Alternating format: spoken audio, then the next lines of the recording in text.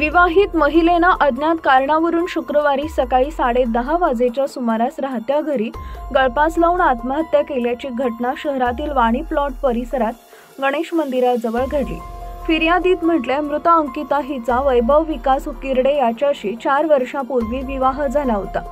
आज सकाळी 9:30च्या सुमारास घरातील सर्व सदस्य कामानिमित्त बाहेर गेले होते। घरात अंकिता ही आपल्या लहान मुलांसह एकटीच होती। दरम्यान नेहमीप्रमाणे घरकामासाठी आलेल्या सुनंदा या महिलेला घरात कुणी दिसलं नाही। त्यांनी खिडकीतून पाहिले असता अंकिता हिनं साडीला फॅनला गळफास घेतल्याचं दिसून आले। त्यांनी तातडीनं शेजारील प्रतीक यांना याबाबत माहिती दिली। प्रतीक यांनी घटनास्थळी जाऊन पाहिले असता त्यांनी तात्काळ बार्शी शहर पोलीस ठाण्यात खबर दिली। पोलिसांनी पंचनामा करून पुढील तपास सुरू केला। आत्महत्येचं कारण अद्याप स्पष्ट झालेलं नाही।